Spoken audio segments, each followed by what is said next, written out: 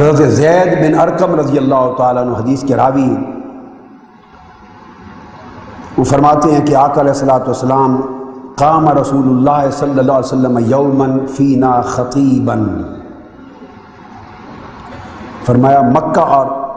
بین مکہ والمدینہ، مکہ اور مدینہ کے درمیان ایک روز آقا علیہ السلام ہمارے اجتماع میں قیام فرما ہوئے اور آپ نے خطاب فرمایا،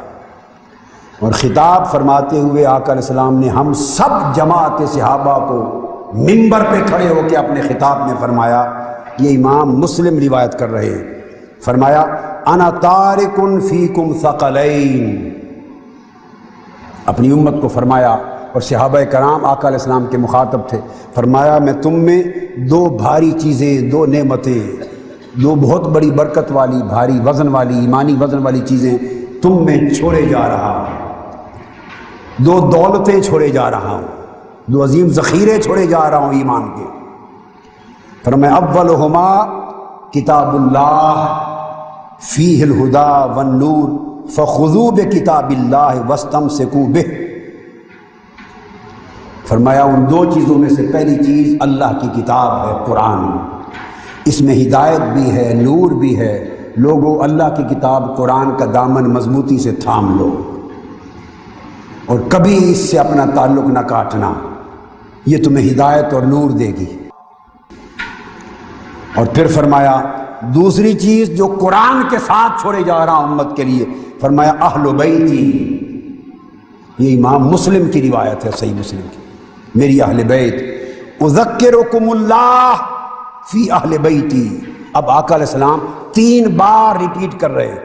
اذکرکم اللہ فی اہل بیتی، اذکرکم اللہ فی اہل بیتی، اذکرکم اللہ فی اہل بیتی، یہ حدیث کے لفظ ہیں۔ سوال پیدا ہوتا ہے کہ قرآن کا ذکر بھی تو اوپر آیا تھا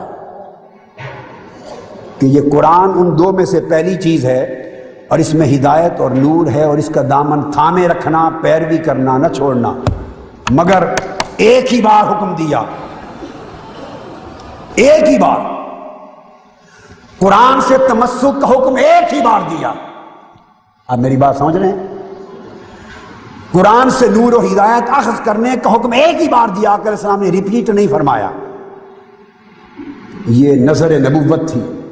نگاہ نبوت تھی، وہ دیکھ رہے تھے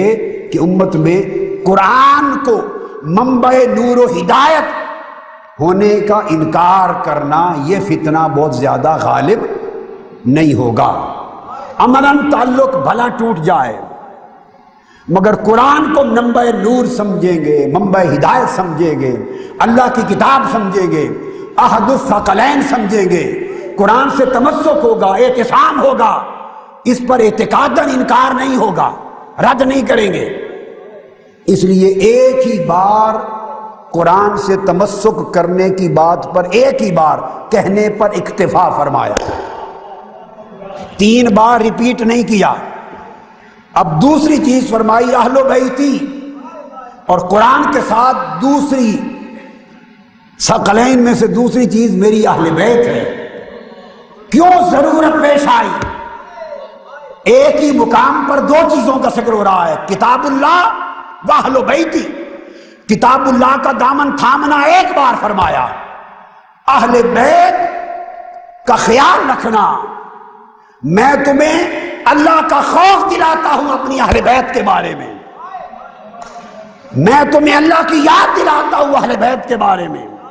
میری اہل بیت کے معاملے میں اللہ کا خیال رکھنا، اللہ کا خوف کرنا۔ ارے لوگوں، آپ بھی، تمام معتکفین، تمام سامعین، اور پھر ٹی وی پر پوری دنیا کے سامعین و ناظرین، میری ریکویسٹ ہے ہر شخص ایک لمحے کے لیے اپنی گردن نیچے کرے، اپنے دل میں جھک کر غور کرے کہ کیا ضرورت پیش آئی تاجدار کائنات صلی اللہ علیہ وآلہ وسلم کو کہ ایک ہی وقت میں 2 حکم دے رہے ہیں، ایک تمسک بالقرآن کا، قرآن کا دامن تھامے رکھنا،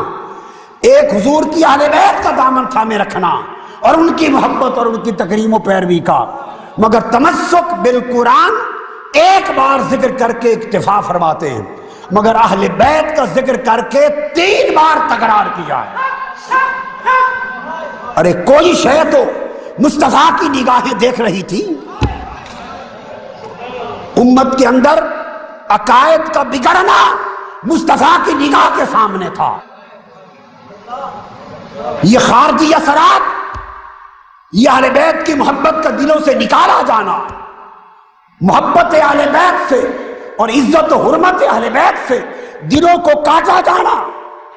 اور اس کو طرح طرح کے عنوان اور ٹائٹل دے کر حضور کے غلاموں اور حضور کی امتیوں کے دلوں سے اس محبت کو نکالنا،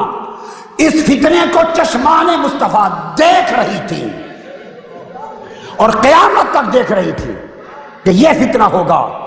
اس لیے اس فتنے کو جڑ سے کاٹنے کے لیے اور اس کے سدے باب کے لیے جب اہل بیت کی بات کی تو 3 بار امت کو حیا دلوایا، اللہ کا نام لے کر، اللہ کا نام لے کر، اللہ کا نام لے کر. اللہ کے لیے میری اہل بیت کا خیال کرنا، اللہ کے لیے میری اہل بیت کا خیال کرنا، اللہ کے لیے میری اہل بیت کا خیال کرنا. ارے چشم تصور میں ذرا وہ منظر تو لے آؤ،